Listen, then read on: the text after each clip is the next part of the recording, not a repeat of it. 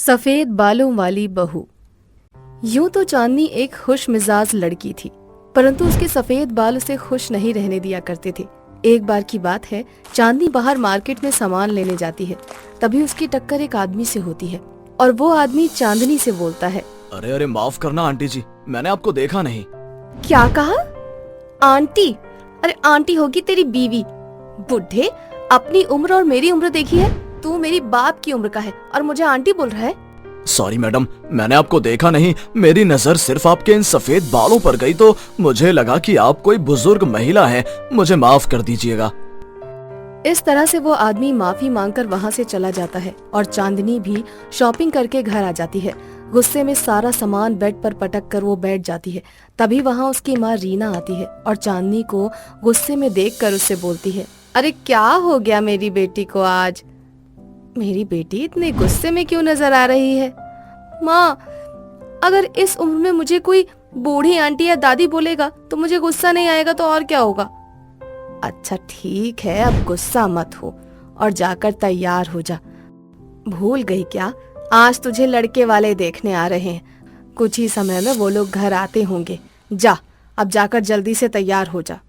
रीना के बोलने पर चांदनी जल्दी से जाकर तैयार हो जाती है और कुछ ही देर में लड़के वाले उसे देखने के लिए आ जाते हैं और रीना लड़के वालों से बात करने लगती है। इसी बीच लड़के की माँ रीना को लड़की दिखाने के लिए कहती है और कुछ देर बाद चांदनी अपने हाथों में चाय की ट्रे लेकर लड़के वालों के सामने आती है, परंतु लड़का चांदनी के सफेद बाल देखकर उससे बोलता है, धन्यवाद आंटी जी। अरे बहन जी, अब तो तुम जल्दी से अपनी बेटी को बुलवा दो। अब हमसे और बर्दाश्त नहीं हो रहा है। अब हम बस एक बार देख लें तो ये रिश्ता भी पक्का कर देंगे।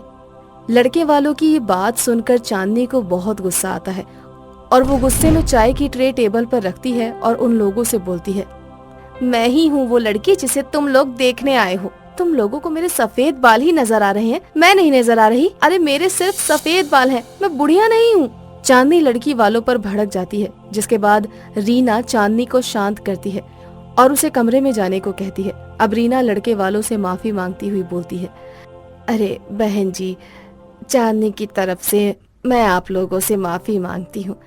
दरअसल हर कोई उसके सफेद बालों का मजाक बनाता है, कोई भी उसके साथ सीधे मुंह बात नहीं करता, बस इसीलिए वो थोड़ी सी चिड़चिड़ी होती जा रही है।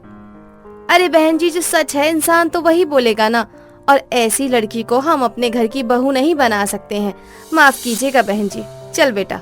लड़के वाले रिश्ता तोड़कर वहाँ से चले जाते हैं, जिसके बाद चांदनी अपनी माँ के पास आती है और अपनी माँ से बोलती है, माँ, मेरे सफेद बालों की वजह से इन लोगों ने भी रिश्ता तोड़ दिया ना। माँ, मैंने सोच लिया है कि अब मैं अपने बालों में कलर करूंगी। अब मैं और भीड़ में अपना मजाक बनता हुआ नहीं देख सकती। मैं भी चाहती हूँ कि लोग मुझे पसंद करें, मेरे साथ रहे। बेटा, मैं भी चाहती हूँ कि तुझे तेरी खुशियाँ मिले, पर एक झूठ के साथ नहीं। तू खुद सोच, अगर आज तू बाल में कलर करवा लेगी और किसी से शादी कर लेगी और कल को जब वो कलर तेरे बालों से निकलेगा तो लोगों को तेरे सफेद बालों का सच पता चल जाएगा, और जब उन्हें तेरी सच्चाई का पता चलेगा तो क्या होगा? सोचा है तूने? माँ, मैं कल के बारे में इतना नहीं सोचती। मैं आज में जीने वाली लड़की हूँ और आज मैंने सोच लिया है कि मैं अपने बालों में कलर करवाऊंगी और अपने सफेद बालों को काला करूंगी। फिर देखना कैसे मेरे पीछे लड़कों की लाइन लगती है। इस तरह से चांदनी अपने सफेद बालों में कलर करवा लेती है और अपने बालों को काला कर लेती है। काले बाल होने के बाद उसकी शादी भी एक बहुत अच्छे घर में राजीव नाम के लड़के से हो जाती है। चांदनी ससुराल में जाकर बहुत खुश थी, परंतु अब उसके बालों का कलर धीरे धीरे निकल रहा था। अब उसके सफेद बाल नजर आने लगे थे। ऐसे ही एक दिन चांदनी रसोई में होती है, तभी वहाँ उसकी सास रुक्मणी आ जाती है और वो अपनी बहू के सफेद बाल देखकर उससे बोलती है, बहू, तेरे बालों को क्या हो गया? तेरे बाल अचानक से सफेद कैसे हो गए? ये सुनते ही चांदनी अपने सफेद बालों को छुपाने लगती है और अपनी सास से बोलती है, अब माँ जी, ये तो नेचुरल है, एक आधे बाल तो हर किसी के सफेद हो जाते हैं। इस तरह से चांदनी अपने सफेद बालों का बहाना बना लेती है और कमरे में जाकर खुद से बोलती है, क्या करूं? मैंने जो अपने बालों में कलर करवाया था उसका असर अब खत्म हो रहा है। अब मुझे बाहर जाकर अपने बालों में फिर से कलर करवाना होगा। पर मेरी पुरानी ख्यालात की सासू माँ मुझे तो घर से बाहर ही नहीं जाने देती। अब मैं क्या करूं? इस तरह से चांदनी बाहर जाने के मौके देखने लगती है, परंतु रुक्मणी के होते हुए वो घर से बाहर नहीं जा पाती और धीरे धीरे उसके बालों का कलर भी खत्म होने लगता है। अब आधे से ज्यादा बाल चांदनी के सफेद नजर आने लगते हैं। ये देखकर रुक्मणी को उसके सफेद बालों का राज पता चल जाता है और एक दिन वो गुस्से में चांदनी से बोलती है, बहू, ये सब क्या है? तुम्हारे बाल धीरे धीरे सफेद कैसे हो रहे हैं? तुम्हें अभी घर में आए 1 महीना भी नहीं हुआ और तुम्हारे आधे से ज्यादा बाल सफेद हो चुके हैं। कहीं ऐसा तो नहीं कि तुम्हारे सारे बाल सफेद हों और तुमने हम लोगों को धोखा दिया हो? रुक्मणी की ये बात सुनकर अब ना चाहते हुए भी चांदनी को अपने सफेद बालों का सच बताना पड़ता है। चांदनी के सफेद बालों का सच सुनकर रुक्मणी उससे बहुत नाराज होती है और उससे बोलती है, बहू, ये तुमने हमारे साथ सही नहीं किया।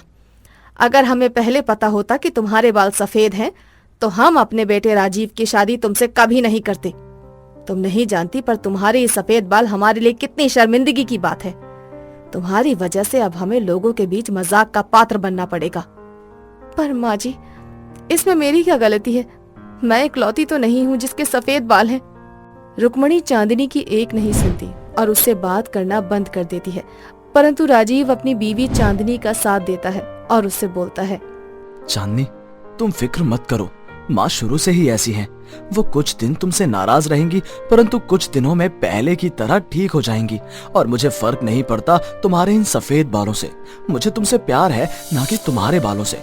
और रही सफेद बाल की बात, तो आजकल पॉल्यूशन ही इतना ज्यादा हो रहा है कि आधे से ज्यादा जनरेशन के बाल सफेद हो रहे हैं। पर ये बात माँ जी को कौन समझाएगा? मैं और मेरी शैतान बहन रूबी है ना, जो लंदन में पढ़ाई कर रही है, वो परसों ही घर आ रही है।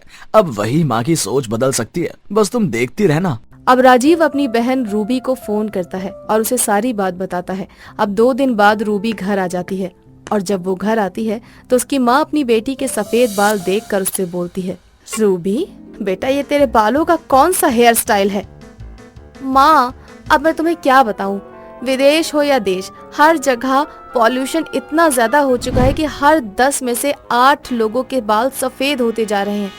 उनमें से एक मैं भी थी। मेरे बाल सफेद हो गए माँ, तो मैंने सोचा क्यों ना कलर करवा लूं और फिर मैंने सफेद कलर करवा लिए। अब मेरे बालों को देखो, अब मेरे बाल चांदी जैसे चमकते हैं और इसमें मेरे सफेद बाल भी छुप गए और किसी को पता भी नहीं चलता कि मेरे सफेद बाल हैं। क्यों? अच्छा आइडिया है ना माँ? जब रुक्मणी खुद की बेटी के सफेद बालों को देखती है तो उसकी सोच बदल जाती है और उसकी नाराजगी भी धीरे धीरे चांदनी से खत्म होने लगती है, जिसके बाद रुक्मणी चांदनी के साथ एक बार फिर से पहले की तरह रहने लगती है और इस तरह से राजीव और रूबी का प्लान सक्सेसफुल हो जाता है।